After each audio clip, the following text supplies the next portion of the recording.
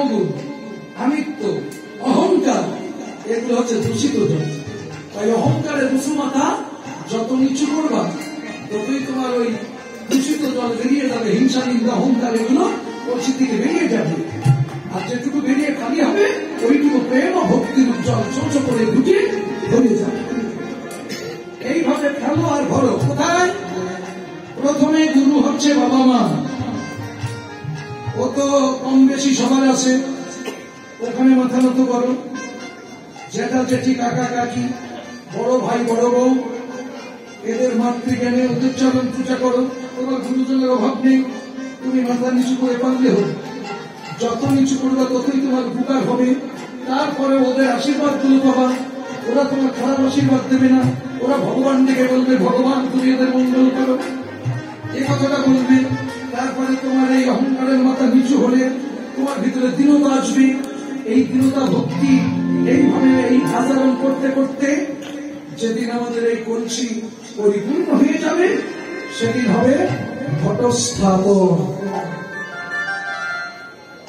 এই যে ঘটস্থাপন করেছে না, মন্দিরেও আছে। এই ঘট কথার অর্থ কি?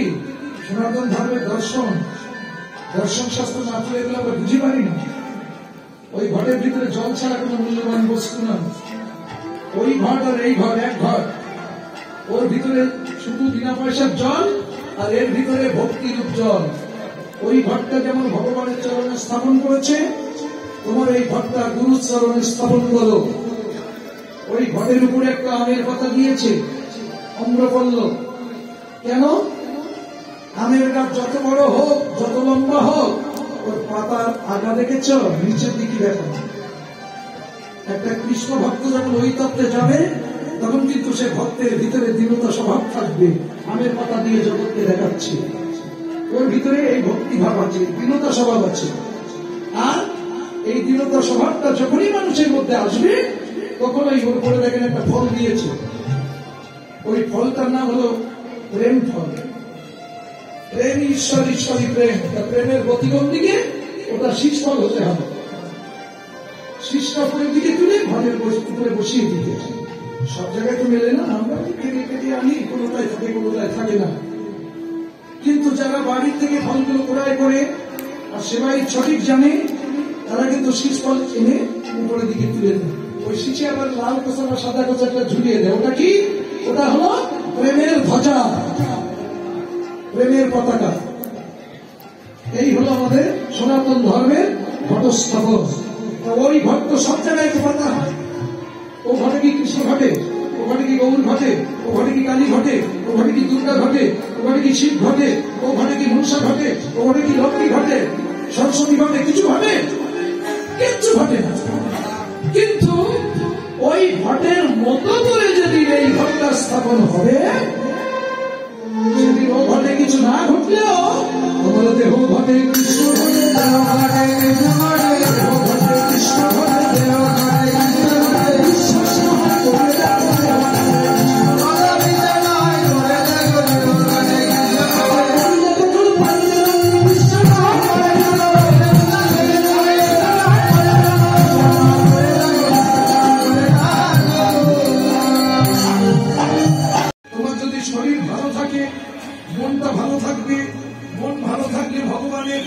চিন্তা ভাবনা আরাধনায় মনটা স্থির হবে। আর শরীর যদি ভালো না থাকে, এবারে ব্যথা করছে, মাথা যন্ত্রণা করছে, ঘাড়ের শীতকন করছে, মাথা যন্ত্রণায় বসতে পারছি না, বিভিন্ন রোগ ব্যাধি যদি শরীরে থাকে, টাকার গুদমের উপরে বসে থাকলে আপনি সুস্থ না, আপনি সুখী হতে পারবেন না। টাকা পয়সা কিচ্ছু থাকার দরকার নেই। যদি আরোগ্য লাভ করতে পারি, রোগ ব্যাধি না থাকে, সেই মানুষটাই কিন্তু সুস্থ এবং সুখী মানুষ। এটাই শিক্ষা দিচ্ছে সনাতন। কিন্তু তার উপরে আমরা এক লাইন বাড়িয়ে দিই, দিয়ে মানুষই বিভেদ ঘটিয়ে। আপনি বুঝান যে এই করলে এই হয়, তাই খাবে কি না খাবে সেটা সব ব্যক্তিগত ব্যাপার। তাই মানে এর হাতের খাবো না, ওর হাতের ছোবো না, এই তো দরকারটি শুরু হয়ে গেল। ঘৃণা করা করি, মহাপুরু তো করিনি। মানুষকে বুঝিয়েছে, মানুষকে জ্ঞান দিয়েছে। এই পর্যন্ত আসতে আমাদের 540 বছর লেগে গেছে। যে আজকে সবাই মিলে এক জায়গায় বসে হরিকীর্তন পর্যন্ত আসতে তাই আমাদের ৫-৪০ বছর লেগে গেছে। আর খাওয়া ছাওয়া এটা বুঝতে গেলে ওরা যেদিন গ্রন্থাদি পড়বে, বই পড়বে, বিজ্ঞানীদের কথা পড়বে, শুনবে, সেদিন মানুষ বুঝবে। কারণ সাধু তৈরি করা যায় না। তুমি মাছ মাংস খাও না, ও শুয়ে দিলে দোষ হয়। লোকের বাড়ি ভিক্ষা করতে যাও, কিংবা বাজার থেকে চাল কিনে আনো, ও নিরামিষ ব্যক্তি ওই চাল বানিয়েছে বলো তো? ও তো পা দিয়ে ফেলেছে, মাছ খেয়েছে, পা দিয়ে ফেলেছে, পা ধুলো সবার মধ্যে আছে। আমরা তো সেগুলো এনে রান্না করে ভগবানের নামে ভোগ লাগিয়ে খাই। তখন তোমার ছোঁয়াছুঁই কোথায় যায়? হ্যাঁ, ভিক্ষা করতে যাই, সবাই কি নিরামিষ বুঝিল? কত মাছ খাওয়া লোকের বাড়ি তো ভিক্ষা নিতে হয় নাকি? এ বেছে বেছে কি চাউতে? এগুলো অনেকটা খারাপ বানিয়েছে। কিন্তু খাওয়া না খাওয়া নিজের কাছে। তুমি না খেলে ভালো থাকবে। আমাদের যে তোমার যে পাকস্থলী, এটা হলো শাকসবজি হজম করার জন্য, এটা মাছ মাংস হজম করার জন্য নয়। কিন্তু আমাদের যে ছোটকাল থেকে খাওয়া অভ্যাসে পরিণত হয়েছে, অভ্যাসে আমাদের লোক জমে গেছে। কত জায়গায় কীর্তন গাইতে যায়, বলে আরে বাচ্চাটা ৩ দিন ভাত খায় না, কবে যে হরিবাস শেষ হবে তা কি জানি? হরিবাস শেষ না হলে গ্রামে মাছ উঠবে, আর মাছ না উঠলে, মাছের ঝোল না হলে আমার নাতিরা ভাত খায় না। এরকম বলে শুরু করে। এগুলো আমাদের ছোটকাল থেকে অভ্যাস। কিন্তু মানুষের যখন জ্ঞানময় কোষ, প্রাণময় কোষ, বিজ্ঞানময় কোষ, প্রাণময় কোষ গুলো যখন প্রস্ফুটিত হয়, তখন আর মানুষের বেশি ভালো লাগে না। ওই যেমন ভাতের হাড়ির একটা টিপলে সব খবর হয়, ওরকম একটুখানি নমুনা পেলে মানুষ বুঝতে পারে যে কিছু আমার ভালো হবে আর কিছু আমার মন্দ হবে। আমার সনাতন ধর্মের ভজন কখনো অনুমান নয় বর্তমান সময়। তার মাছের চোখে কিন্তু ফলক আসে না। তাই এখানে সে নাগরী বলছে, কেন বিধি আমার মিনের নয়ন দিলি? মিন যেমন অপলকে থাকে, ঈশ্বরের সৃষ্টি শ্রেষ্ঠ জীব এই মানুষ মাছের মতো চোখ তৈরি করতে পারেন। মাছের যেমন চোখে পলক পড়ে না, আমরা কি পারবো? খানিকক্ষণ থাকুন, কোন ফাঁকে চোখে পলক পড়বে তা ঠিক নেই। কিন্তু পলক ফেলতে দেরি হয়, নিজের ধ্বংস হতে দেরি হয় না। তাই বলছি, কেন আমার মিনের নয়ন দিলি না? আমি অপলকে দেখতাম, অপলকে দেখে নিতাম।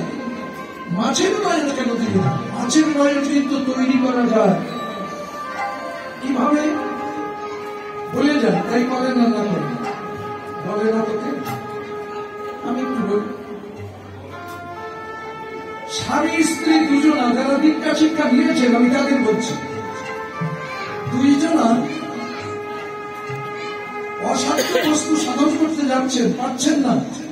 প্রায় 12টার সময় গ্রামবাসী, বাড়ির ছেলে মেয়ে, বুড়ো বুড়ি সবাই যখন ঘুমিয়ে পড়বে, রাত 12টার পরে স্বামী স্ত্রী দুজনা ঘরে যে ঠাকুর ঘরের বেদি করা আছে, ওখানে বসে মাঝখানে একটা প্রদীপ জেলে দুজনা দুপাশে বসে একে অন্যের চোখের দিকে তাকিয়ে থাকে। শক্তি তো হাত দিয়ে পরীক্ষা করা হয়, কার গায়ে কেমন বল দেখা যাবে। শক্তির পরীক্ষা হবে চোখে, কে কত সময় চোখে পলক না মেরে থাকতে পারে দেখা যাবে। ভাবতে ব্যাপার, ওই শক্তির সঙ্গে যখন চোখে চোখ রাখবা, শক্তির আদান প্রদান হবে। ও হলো শক্তি উনির কাছে, ওখান থেকে শক্তি কিছু নেওয়া লাগবে আপনার, ও ধর্মে কিছু সাহায্য করবে আপনার। নেবেন কিভাবে? এভাবে থাকেন, দেখবেন আস্তে আস্তে, আজকে 5 মিনিট থাকলেন, কালকে 15 মিনিট থাকলেন, 10 মিনিট থাকলেন, এরকম পরপর একটু টাইম বাড়াবেন। বাড়াতে বাড়াতে সারা রাত বসে থাকবেন, চোখে পলক আসবে। আর এই চোখের পলক বন্ধ না করতে পারলে অটল সাধনা আপনার আমার দ্বারাই হবে না। বুঝতে পারলেন? অটল সাধনা আপনার আমার দ্বারাই হবে না। রসের হাড়ি প্রত্যেকের বাড়ি বাড়ি, চিনি না, ওটা শুধু ভোগের বিলাসের বস্তু নয়, প্রত্যেকটা সাধনার বস্তু। সনাতন ধর্ম বাস্তব দেখেন, রামচন্দ্র সীতার চরণ পূজা করেছিল, কৃষ্ণ রাধার চরণ পূজা করেছিল, করেনি? আর সেই তত্ত্বগুলো আমার নিতাই দাদা গোপন পথে আপনাদের মধ্যে আমাদের মধ্যে পাঠিয়ে দিয়েছে, আর গৌর দাদা কীর্তনের মধ্যে দিয়েছে। এটা বুঝতে গেলে সুপার প্রেম লাগে। আর যদি ক্লিয়ারলি বুঝতে চাও, আত্মতত্ত্বদর্শী গুরুর চরণ আশ্রয় করে গুরুর কাছে বসে বসে কীর্তনগুলো মিলিয়ে নাও, চোখে আঙুল দিয়ে দেখিয়ে দেবে। ওই যে রসের হাড়ি, ওকে আমরা চিনি, ও তো ভোগ বিলাসের বস্তু বলে গ্রহণ করি, কত বেশ সাজিয়ে গুছিয়ে ফাইন করে সামনে রাখি, কিন্তু ও হলো ভজনের বস্তু। মা লক্ষ্মী আছে, মা কালী আছে, মা দুর্গা আছে, মা সরস্বতী আছে, মা মনসা আছে। এখানে মা যত মা না, এক এক মা এক এক রূপ নিয়ে বসে আছে। চিনি কি আমরা? নারী নিয়ে ঘর করি, নারী কি চিনি? চণ্ডীদাস কি বলছে শুনুন, নারীর সৃজন অতিশে কঠিন, বিধি না জানিতে পারে, বিষ আর অমৃত একত্রে মিশ্রিত, ওর ভিতরে অনল শিখা। যেমন দীপিকা উজারে অধিকা, ভিতরে অনল শিখা। পতঙ্গ দেখিয়া উড়িয়া পড়ায়, পুড়িয়া মরয় পাখা। দেবতী ভাবিয়া জগৎ পতঙ্গ, কামানলে পুড়ি মরে। রসজ্ঞ যেজন পান করে, সেজন ওর বিষ ছাড়ি অমৃত। নারীর ভিতরে একটা বিষ আছে আর একটা অমৃত আছে। অমৃত পান করলে তুমি অমরত্ব লাভ করবা, আর বিষ খেলে মরবে। আমরা বিষ খাই আর বিষ খাই, অমৃতের সন্ধান জানি। অমৃতের সন্ধান জানতে হলে আত্মতত্ত্বদর্শী গুরুচরণ আশ্রয় করতে হবে, তবে এই যে চণ্ডীদাসের পথগুলো বললাম একবার বাস্তব দেখতে পাবে। অনুমান একটা না, সবই অর্থ। আমি কীর্তনাভি যতদূর বলার দরকার আমি ততদূর বলবো, কিন্তু আজ যেগুলো বলতে পারবো না সেগুলো আপনাদের গুরু গোসাইরা বলবে। কিন্তু আকার ইঙ্গিতে আমি বাদ রাখি না, কিন্তু আমার আকার ইঙ্গিত তো সবাই বুঝবে না। সবাই তার আমার দিকে খেয়াল করে কীর্তন শুনে না। আমার চোখে মুখে হাতে পায়ে সব জায়গায় কীর্তন গায়, কিন্তু আমার চলার ভঙ্গির ভিত্তিতে একটা কথা বলে দেবে, সেটা বুঝতে হবে যে এই ভঙ্গিটা কিসে, এভাবে করছে কেন।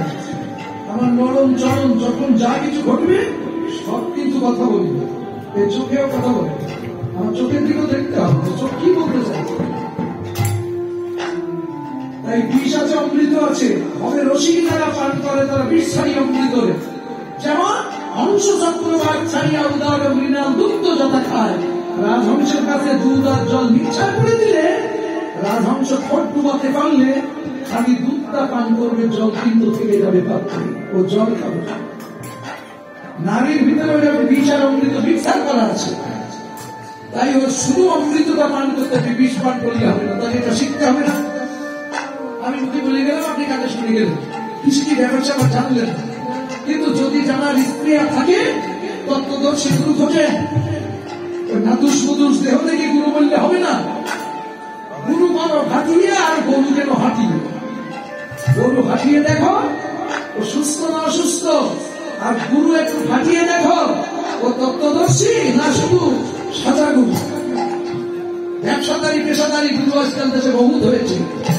কানে কানে ফুল দেবে, মাসে মাসে আসে, ব্যাস শিশু বাড়ি ঘুরতে আসবে বছর একবার করে। ভোটে না দিলে তো 1000-2000 করে দেবেন। যদি কোন গুরুদেবের 5000 শিষ্য থাকে, প্রত্যেক বছর যদি একটা করে পাঠ দেয় তো ওরা কোনো কাজ করা লাগে। এর ভিতরে ব্যবসাও চলছে, ওই ঠক করে পড়েন না। এই জন্য গুরু করতে গেলে একটু কাটিয়ে দেখো, আর ঝাঁটাতে গেলে যেসব জিনিসপত্র লাগবে সেগুলো আমার কাছ থেকে কীর্তনের মধ্য থেকে ছুঁয়ে শিখে নিয়ে এই পদগুলো মুখস্থ করে দেখো। দেখে এইগুলো তাদের কাছে জিজ্ঞাসা করো, আমার এই পদের উত্তর যে সঠিকভাবে দেখিয়ে দিতে পারবে তাকে তুমি নিশ্চিন্তে গুরু বরণ করে নিয়ে ভাবতে হবে, ঘুরতে হবে। তাই আজকে রাজহংসের ন্যায় অংশচক্রবাদ ছাড়িয়া উদয় মৃণাল দুগ্ধ যথা খায় এমতি নহিলে কোথায় প্রেম মিলে দ্বিজচণ্ডী দাসে তাই তো। কিন্তু এই জগৎ চলাচল স্বপ্নে নন্দন নন্দন, আপনি আমার ছেলে ফেলবেন, তাহলে আমি শুরু করি আমার থেকে। আমি একজনের নন্দন, কার? আমার বাবা। আমার বাবা একজনের নন্দন, কার? তার বাবা। তার বাবা একজনের নন্দন, কার? তার বাবা। এইভাবে তুমি মায় বাবা পর্যন্ত যাবা, তোর বাবাও আছে বাবা। তাহলে জগৎ চলাচল সব নন্দন নন্দন নাকি? ভুল হচ্ছে না তো? মিলিয়ে নিও। গীতায় কি বলেছে? সর্বভূতে বিরাজমান। তাহলে আমি সবার মধ্যে আছি, এটাও অস্বীকার করতে পারবেন না। এই নন্দের নন্দন কানু, কানু মানে কানাই। কানাই মানে কায়া শব্দে দেহ, ভগবানের নিজস্ব কোন দেহ নাই। গীতায় বলছে অর্জুন আমি নরদেহ ধারণ করি বলে পূর্ণাময় অবজ্ঞা করি। নরদেহ ধারণ করে কিভাবে? তুমি গুরুচরণাশ্রয় করে সাধন ভজন করো, ভক্তির পাত্র হও, ভগবান আস্তে আস্তে সে তোমার হৃদয় মন্দিরে প্রতিষ্ঠিত হবে। এই দেহটা নিয়ে ভগবান জগতের মাঝারে লীলা করবে। সেদিনও করেছিল, আজও করছে, ভবিষ্যতে করবে। তার নিজস্ব কোন দেহ না। আমি ভক্তের বদলে কথা বলি, ভক্তের নয়নে দর্শন করি, ভক্তের চরণে চলি।